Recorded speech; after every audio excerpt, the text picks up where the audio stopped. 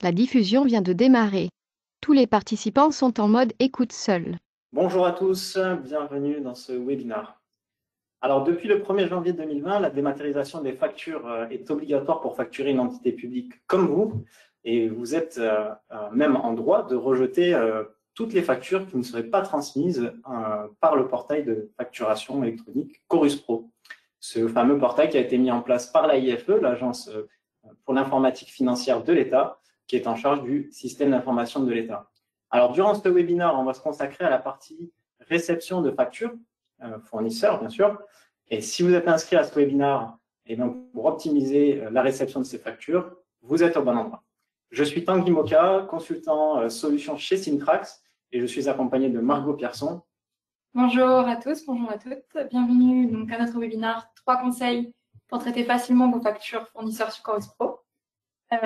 Juste un petit rappel avant de démarrer. L'objectif de ce webinaire, ce n'est pas de vous montrer comment utiliser le portail Chorus Pro, mais tout simplement de vous présenter une alternative qui va vous permettre d'optimiser votre utilisation. On commence par un petit tour d'horizon du programme d'aujourd'hui. On va rentrer directement dans le vif du sujet en vous présentant nos 3 conseils, qu'on mettra ensuite en pratique au travers d'une démonstration. On fera ensuite une très brève présentation de Syntrax, donc qui nous sommes. Puis on répondra à toutes vos questions que vous pouvez dès à présent poser dans l'onglet chat, dans la petite chat box, la boîte de dialogue GoToWebinar. Vous avez un onglet questions et vous pouvez nous poser toutes vos questions tout au long du webinaire. On reviendra à ce moment-là pour essayer d'apporter toutes les réponses. Tout à fait. On commence ? Allez, c'est parti.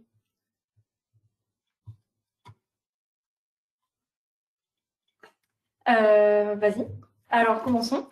Tout d'abord, Tanguy, pourquoi tu as choisi de t'intéresser aux factures fournisseurs? Oui, c'est une bonne question à se poser dès le début de ce webinaire. Alors, on remarque, je pense que vous serez nombreux à le remarquer en tant que personne voyant ce webinaire, ces factures, elles prennent du temps à être récupérées sur le portail Chorus, mais également à être traitées, parce qu'il faut les récupérer, les traiter. On va le voir tout au long du webinaire. Surtout que le portail Chorus Pro n'est pas des plus simples à utiliser. S'ajoute à cela, parfois, on n'a pas entendu parler de la prestation qui est facturée. On ne sait peut-être même pas qui est le fournisseur. Donc voilà, il est temps de faire face à ces problèmes et apprendre. Est-ce que vous pouvez nous dire si vous nous entendez bien? Alors, si vous ne nous entendez pas, vérifiez que le son est activé sur votre ordinateur. Nous, de notre côté, ça a l'air d'être bon. Le son a l'air de sortir. Oui, très bien, parfaitement. Ok. Très bien. Je pense que vous avez peut-être un problème au niveau du son de l'ordinateur. Ok. Bon, excusez-moi. Désolée pour l'interruption. Petite interruption. Allez, on commence donc directement avec le conseil numéro 1. Alors, le conseil numéro 1 va être assez simple. L'idée, c'est de vous rappeler les fonctionnalités qui sont mises à disposition par le portail Chorus et qui peuvent dès aujourd'hui vous permettre de traiter plus efficacement vos factures fournisseurs. Alors, on va commencer par les données obligatoires qui sont modulables. Donc, on a dans un premier temps le numéro de siret. Je vous rappelle que pour votre fournisseur, vous nous êtes identifié par ce numéro de siret. Après, dans ces données obligatoires, on retrouve également le code service. Est-ce que vous avez déjà demandé à votre fournisseur un code service? Pas obligatoirement. Donc, l'intérêt de définir, faciliter le routage des factures lorsqu'il y a plusieurs services qui gèrent la facturation au sein de votre entité. Ou alors, on peut également prévoir un code service pour répartir le travail au sein de ces services de facturation. Donc, il est possible de rendre obligatoire lors de la saisie par le fournisseur ce code service.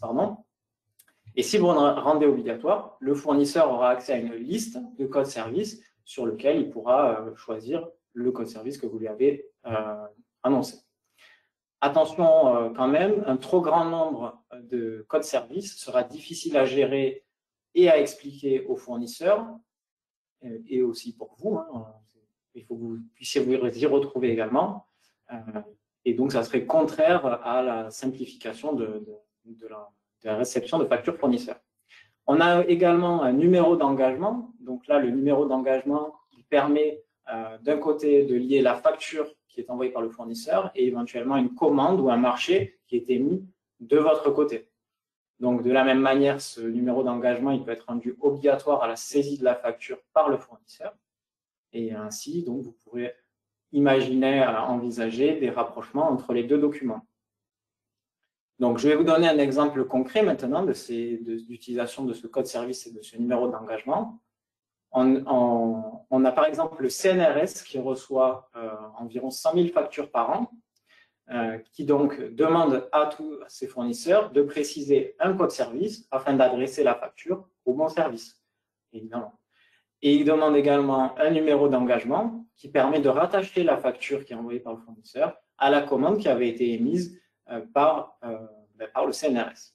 Voilà, donc c'est un exemple concret. Et donc, si aujourd'hui, vous n'utilisez pas ces deux codes-là, vous pouvez dès à présent les mettre en place et ainsi, ça vous permettra de traiter plus facilement vos factures fournisseurs. Alors, une autre chose qui existe d'ores et déjà dans le portail Chorus, ce sont les statuts. Est-ce que vous avez déjà utilisé de manière efficace les statuts qui sont disponibles? Alors, je le sais, aujourd'hui, pour changer le statut d'une facture sur le portail Chorus Pro, c'est une tâche longue et qui est fastidieuse. On va se connecter au portail, rechercher la facture qu'on a précédemment reçue, la trouver, accéder à la page dédiée à cette facture, descendre tout en bas de la page pour trouver le bouton « Traiter » et lui appliquer le bon statut qu'on souhaite y apposer. Donc, restez connecté, vous allez voir qu'il existe des alternatives pour pour changer ces statuts. Donc, vous, en tant que destinataire de la facture, vous allez avoir une facture qui sera dans un statut mise à disposition. Donc, le fournisseur verra que la facture a été mise à disposition de vous, établissement public. Une fois que cette facture est vous avez la possibilité, dans un premier temps, de rejeter la facture. Alors, attention, c'est si et seulement si des données de facturation sont erronées. On rappelle que l'AIFE a invité toutes les entités publiques de ne pas systématiquement rejeter des factures qui auraient un problème. D'accord? Parce que rejeter la facture, ça veut dire que le fournisseur doit réémettre une nouvelle facture. Bon, voilà, c'est un processus long, coûteux, autant pour vous que pour le fournisseur. Okay? Donc, comment faire pour éviter ce rejet de facture? Il existe deux statuts intermédiaires qui sont à recycler et suspendus. Donc, ces deux statuts, donc, dans le premier temps, recycler, c'est quand il y a une donnée seulement dans l'acheminement, c'est-à-dire dans le numéro de tiré, le code service et ou le numéro d'engagement.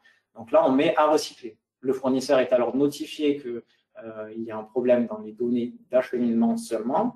Vous pouvez lui ajouter un commentaire et il aura à réémettre modifier ces paramètres qui ont été erronés.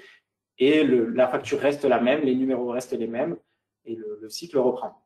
Le statut suspendu, quant à lui, sera concernant une pièce jointe, une pièce justificative qui serait manquante. Là aussi, le fournisseur est notifié, il peut éventuellement rajouter la pièce jointe selon ce qui est demandé. Ensuite, on retrouve dans les cas là où la facture est acceptée par vous, en établissement public, on retrouve 4 statuts ici qui ne sont pas obligatoires. Du coup, Tanguy, c'est quoi la différence avec les statuts à recycler et suspendus? Quel est l'intérêt des statuts en bleu? Alors, le statut à recycler et suspendu, ce sont deux choses différentes. Donc, il y en a un qui concerne les données d'acheminement, l'autre qui concerne les pièces jointes. Donc, ça, ce sont les statuts intermédiaires qu'on voit en orange. Et les statuts en bleu ici, ce sont des statuts qui sont non obligatoires, mais qui permettent d'avoir une relation avec votre fournisseur qui est plus fluide. Il a accès, lui, de son côté, aux différents statuts et ainsi vous modernisez la relation avec votre fournisseur. Du coup, c'est plutôt un rôle informatif.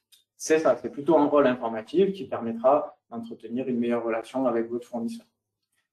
Donc voilà, ça c'est, on vient de voir donc, les différentes fonctionnalités qui sont parfois oubliées dans certaines entreprises, donc les statuts, le code service et le numéro d'engagement. Et donc, il serait intéressant de les remettre en place. Donc, on va passer maintenant au conseil numéro 2. je te laisse, Margot, la main sur ce conseil-là. Merci Tanguy. Notre deuxième conseil est beaucoup plus simple, d'une certaine façon. Il est d'automatiser la collecte de vos factures. Donc aujourd'hui, vous vous connectez au portail, vous téléchargez manuellement la facture et vous l'enregistrez dans un dossier choisi. Tout ça, ça vous prend du temps au quotidien et surtout, ça peut occasionner des erreurs humaines. Tout simplement, quand vous choisissez le mauvais dossier en enregistrant votre facture. Vous allez ensuite devoir passer du temps à aller la chercher, bref. La solution la plus simple pour éviter tout ça, c'est d'automatiser, de faire appel à une solution qui va venir d'elle-même chercher la facture et l'enregistrer au bon endroit pour vous. En plus de ça, en automatisant la collecte de la facture, vous évitez de l'imprimer et donc vous vous dirigez vers une démarche plus digitale qui vous permettra ensuite de gérer beaucoup plus facilement le suivi de vos factures. Et on peut alors imaginer dématérialiser un grand nombre de processus qui vont aller autour de la facture, comme Tanguy par exemple l'horodatage ou la mise en place de circuits de validation, pourquoi pas. On reviendra sur tout ça beaucoup plus en détail dans notre mise en pratique. Ce conseil est très lié avec le conseil suivant. Tanguy, je te laisse nous le montrer. Alors, donc, toi, tu parles de l'automatisation de la collecte, donc dans un premier temps, récupérer la facture.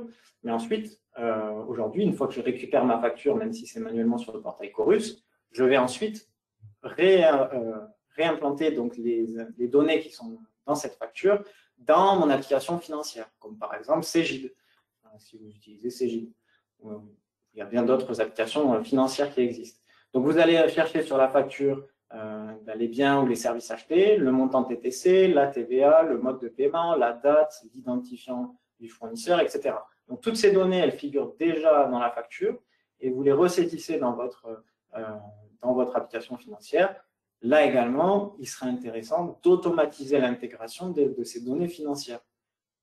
Il serait intéressant d'éviter les erreurs de saisie, encore une fois, de réduire la charge de travail qui permettrait de se consacrer à des tâches à plus forte valeur ajoutée, évidemment.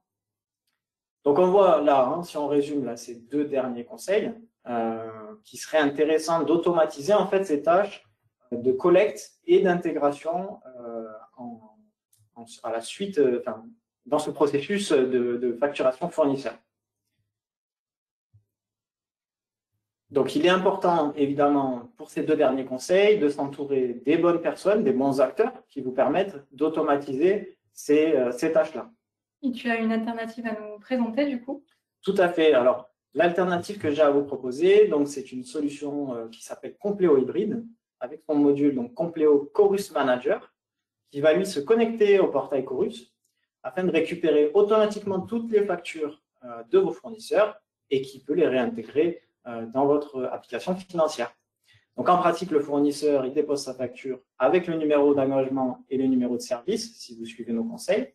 Et ainsi, Chorus Manager vient la récupérer automatiquement afin d'y avoir accès localement. C'est ça l'idée, en fait, c'est qu'il n'y ait plus de portail web, mais qu'elle soit localement chez vous.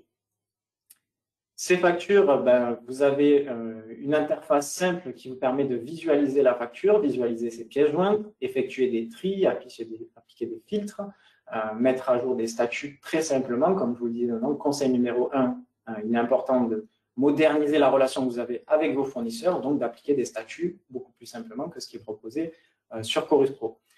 Et enfin, vous avez la possibilité de remonter des informations financières dans votre application financière.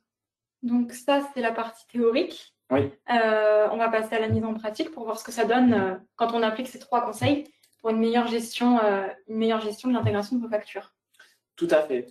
Alors, pour la démonstration, je vais vous présenter le module Compleo Chorus Manager qui se découpe en 2 sous-modules avec une partie qui est plus destinée à l'administration informatique qui va vous permettre de gérer vos utilisateurs qui auront accès au 2e sous-module.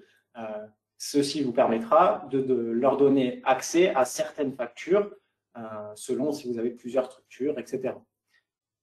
Moi, ce que je vais me concentrer dans la démonstration, ça sera plutôt la partie Chorus Manager Web, où je vais être un utilisateur final et je vais visualiser des factures, je vais gérer des statuts et on va voir l'interface qui vous permet de faire cela. Alors, hop. Donc, je me mets dans votre peau. Je suis admettons un comptable, et je veux consulter mes factures que j'ai reçues sur le portail Chorus Pro. Donc, je me rends plus sur le portail Chorus Pro, j'ai une application, un module qui est dédié. J'ai mis ici un raccourci du lien qui me permet d'accéder à ce module-là. Donc, je double-clique dessus et de manière automatique, je suis connecté. Donc, j'ai plus besoin de rentrer mon identifiant et mon mot de passe. Et on voit ici en haut à droite de l'écran donc mon identifiant, donc TMOCA, Tanguy Moka. Et je suis connecté car je suis connecté à ma session Windows. Ça ne se fait pas par magie, hein, c'est une connexion qui est faite automatiquement et qui me permet d'éviter de rentrer mon login et mon mot de passe encore une fois. Du coup, Tanguy, excuse-moi, je te coupe. On retrouve bien donc ici le conseil numéro 2 sur cette interface, puisqu'on peut voir les factures qui sont automatiquement collectées directement depuis Chorus. C'est ça, c'est qu'en fait, ici, les factures donc, qui apparaissent ici sous forme de ligne, elles sont visibles dans cette application-là parce qu'elles ont été récupérées depuis le portail web Chorus Pro et elles ont été déplacées localement sur mon ordi. Et donc ici, j'accède facilement donc, avec cette interface à toutes mes factures que j'ai reçues. Je peux sélectionner ma facture, ma dernière facture que j'ai reçue le 4 novembre et je peux lui appliquer un statut, lui changer son statut. Donc je clique ici sur Traiter et j'ai une fenêtre qui s'ouvre qui me permet de sélectionner très simplement les différents statuts. Ce dont tu nous parlais tout à l'heure. Exactement, ça fait partie du conseil numéro 1. Et donc, je peux changer donc mon statut, lui appliquer des informations additionnelles. Hein. On rappelle si les factures sont suspendues, sont à recycler. On peut éventuellement préciser au fournisseur ce qu'il manque pour relancer le cycle de la facture. Voilà. Donc là, sur mon interface, ici aussi, j'ai donc une colonne qui me permet de voir les statuts de mes dernières factures. On voit qu'il y a des codes couleurs qui me permettent de voir quelle facture et dans quel statut. Et j'ai différentes colonnes ici qui sont présentées, qui me permettent d'appliquer des filtres pour faire des recherches personnalisées, donc la date de soumission, la date d'actualisation, et j'ai énormément de colonnes que je peux personnaliser. Ici, je peux choisir de ne pas afficher le statut, de ne pas afficher le code postal, et je peux les afficher comme bon me semble. Donc, chaque utilisateur pourra avoir une interface qui lui ressemble au final. Exactement. L'idée, c'est d'avoir une interface qui est intuitive comme bon te semble. C'était très bien choisi cette formulation. Donc ici, j'ai sélectionné ma facture. Je peux effectivement afficher la facture. Voilà. Donc en quelques clics, j'affiche ma facture. Je n'ai pas besoin d'aller dans divers menus pour afficher ma facture. Voilà, donc ça, on a parlé donc, de la récupération automatique des factures. On a une visualisation qui est possible. Donc la collecte s'est faite automatiquement. J'ai accès localement, je le rappelle. Et maintenant, il est intéressant de parler de la réintégration dans votre application financière. Alors nous, pour l'exemple, l'application financière qui est utilisée, c'est SAP. Donc, vous n'avez peut-être pas SAP chez vous. Je ne vais pas rentrer dans le détail de ce qui est visible là dans l'interface SAP. C'est simplement pour vous dire, voilà, aujourd'hui dans SAP, j'ai une facture qui avait été reçue le 2 novembre 2021. Cette facture, j'ai extrait des données de cette facture et je les ai réintégrées dans mon logiciel financier, donc ici SAP. Donc, on voit que j'ai récupéré la date de la facture, le total de la facture. J'ai récupéré également un article. J'ai récupéré diverses informations qui m'ont permis d'avoir un pré-remplissage de ma facture sur mon application financière. Donc ensuite, je peux venir ici dans SAP, la valider, qu'elle passe directement au comptable. Donc on va même au-delà du conseil numéro 3. Exactement. C'est en lien avec le conseil numéro 3. Donc voilà, on a vu la collecte automatique avec la visualisation des factures dans une interface qui est beaucoup plus intuitive que le portail Chorus Pro. On a vu la réintégration dans une application financière avec un exemple dans SAP. Et maintenant, on va résumer tout ça en parlant donc des divers avantages qu'on a pu constater dans cette démonstration. Donc, merci Tanguy pour cette démonstration rapide. Nous, on a ressorti 4 gros avantages à l'utilisation d'une solution d'automatisation. Le premier, c'est la rapidité. En automatisant la collecte de vos factures pour les remonter directement dans votre application financière, vous raccourcissez leur délai de traitement et donc les délais de paiement. Le deuxième, c'est la centralisation. Vous centralisez la gestion, le suivi, la mise à jour des statuts depuis une seule interface intuitive en temps réel. Et autre avantage de la solution, c'est qu'elle est connectée via piste. Donc, elle vous permet également de collecter, consulter, filtrer, classer vos factures. Ensuite, on a notre troisième point qui est l'intégration des factures, comme je vous le disais tout à l'heure, directement à des circuits de validation et ou de remontée d'informations. Enfin, dernier point, c'est la modernisation et donc l'optimisation de vos processus administratifs qui vont amener plus de satisfaction, comme le disait Tanguy tout à l'heure, à vos fournisseurs, grâce à une gestion des statuts qui sera très simple et directement depuis une seule et même interface utilisateur. On en a fini avec notre mise en pratique. Donc nous, Syntrax, la solution qu'on vous a proposée, on l'édite nous. On est éditeur de logiciels, donc on met en place des solutions flexibles qui s'adaptent à tout type de besoins et à tout type de secteur d'activité. Notre solution, elle a évolué avec le temps et selon les besoins de nos clients. On est une entreprise internationale. On couvre beaucoup de fuseaux horaires, ce qui nous permet d'être disponible quasiment 24 heures sur 24. Vous le voyez sur la carte, on a des bureaux un peu partout dans le monde. Donc, on a un accompagnement et un suivi qui est quasi quotidien. Nos équipes support et développement, elles sont dans le bureau juste à côté de la pièce dans laquelle on vous présente ce webinaire, ici en France, à Nîmes. Et on a également 3 grands partenariats majeurs, Microsoft, SAP, comme Tanguy vous l'a présenté, et IBM. Mais notre solution, elle peut s'adapter à n'importe quel ERP. Donc, le module que vous avez vu, Compleo Chorus Manager, il s'inscrit dans une solution qui s'appelle Compleo Hybride. Tanguy, je te laisse me dire quelques mots sur Compleo. Oui, donc notre solution Compleo Hybride, c'est une solution donc transversale. On a vu, comme le disait Margot, une solution qui permet de gérer les factures venant du portail Chorus Pro, mais elle va couvrir l'intégralité du cycle de vie de tous vos documents d'entreprise. On parle de factures aujourd'hui, mais on pourrait parler de bons de commande, par exemple. Donc, on peut proposer des workflows de documentaire efficaces et sécurisés, de la publication du document à sa diffusion. Donc, ici, dans cette slide, il y a peut-être des termes qui vous parlent plus que d'autres. Donc, n'hésitez pas à les noter. Et on pourra revenir ensemble après le webinaire sur ces termes-là. Ne partez pas tout de suite. On a une vidéo qui résume bien les avantages et qui résume bien le webinaire que vous venez de voir. En toute fin du webinaire, on la mettra. Donc, restez bien jusqu'à la fin. Elle vaut le détour. On va juste prendre le temps de répondre aux questions. Si vous en avez, vous pouvez continuer à nous les poser. Je vois qu'on en a quelques-unes. Donc ici, tu peux ouvrir la boîte de questions. Oui. Alors, nous avons Aurélie qui nous demande s'il est possible de revoir la conférence. Alors oui, bien sûr. Dès la fin du webinaire, on mettra à disposition sur notre site syntrax.com le replay du webinaire. Vous recevrez le lien par mail dans le mail de remerciement pour votre participation, avec également le PDF de la présentation. Tout à fait. Alors, je ne vois pas d'autres questions. Alors, il y a une question sur le code service. Le code service est-il déterminé? Y a-t-il une norme à suivre? Alors, le code service, il n'y a pas de norme à suivre. Alors, je ne crois pas. En tout cas, il n'y a pas de norme à suivre. C'est à vous de le déterminer. Vous avez juste à le transmettre à vos fournisseurs. Alors, ensuite,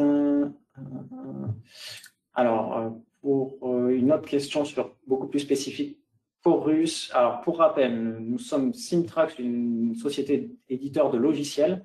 Nous n'avons aucun lien avec l'AIFE, donc qui, elle, édite le portail Chorus Pro. Donc, les questions sur le portail Chorus Pro, je vous invite à vous rapprocher donc, du service client Chorus Pro. Je ne pense pas qu'on soit les meilleures personnes pour vous répondre. Voilà. Eh bien, écoutez, s'il n'y a pas d'autres questions, on vous met donc nos contacts juste ici. N'hésitez pas. Si vous avez des questions supplémentaires, vous pouvez nous contacter directement. On a également un chatbox sur notre site qui est disponible 24/24. Donc, n'hésitez pas à nous contacter pour la moindre de vos demandes. Exactement. Et bien, on vous laisse avec la vidéo qui résume le webinaire. Passez une bonne fin de journée. À bientôt.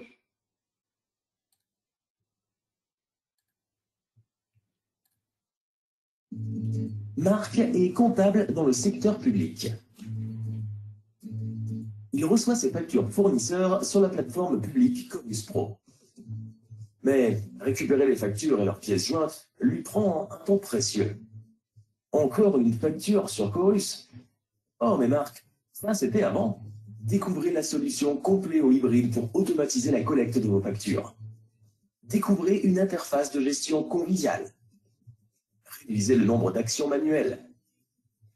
Simplifiez la gestion et le suivi de vos factures. Intégrez automatiquement vos factures dans votre ERP. Dès demain, réduisez et respectez les délais de paiement. Gagnez enfin du temps sur le traitement de vos factures. Optimisez vos processus administratifs pour plus de satisfaction. Après installation de Compléo Hybride, Marc peut enfin se consacrer à des tâches à plus forte valeur ajoutée. Pour Marc, tout a commencé sur simtrax.com.